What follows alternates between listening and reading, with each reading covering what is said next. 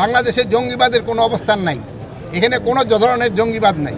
আপনাদের সহযোগিতায় কিন্তু এখানে জঙ্গিবাদ নির্মূল করে দেওয়া হয়েছে। মালয়েশিয়া থেকে বেশ কয়েকজন জঙ্গিকে ধরা হয়েছে এবং ফেরত দেওয়া হয়েছে বাংলাদেশে। আপনাদের বিভিন্ন পক্ষ থেকে কিংবা সংস্থা থেকে দাবি করা হয়েছে বাংলাদেশে কোনো জঙ্গি নেই, আসলে কি বিষয়টা? এরা কোনো জঙ্গি নাই। আপনি ওইটার ব্যাপারে একটা কিন্তু প্রেস রিলিজও দিয়ে দিছে মনে হয় পররাষ্ট্র মন্ত্রণালয়। আপনারা গতকালকে হয়তো প্রেস রিলিজটা দেখছেন, ওখান থেকে 3 জন যারা আসছে তাদের মেইনলি ছিল যে তাদের যে কি বলে ওই ভিসার যে মেয়াদ উত্তীর্ণ হয়ে গিয়েছে।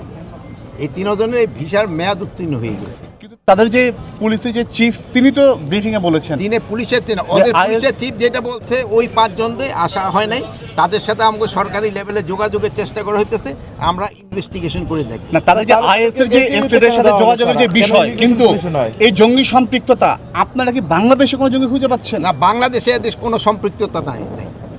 স্যার, কিন্তু ওখানকার আইজিপি বলছেন যে তারা বাংলাদেশের আইএস ইউনিটের জন্য অর্থ সংগ্রহ করে। ওখানকার আইজিপি কি বলছে আমি জানি না।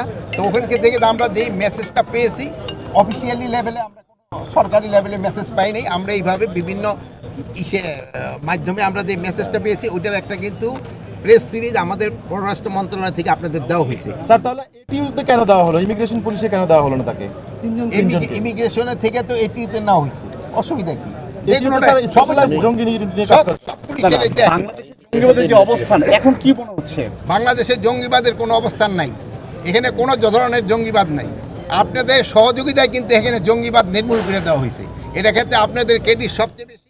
আপনারা সবাই মানে কোনো ধরনের আপনারা এই যে গত 10 মাসে কোনো একটা ইনফরমেশন দিতে পারছেন জঙ্গিবাদের? যেহেতু নাই, আগে ছিল আপনারা দিচ্ছেন, এখন নাই আপনারা দেন না।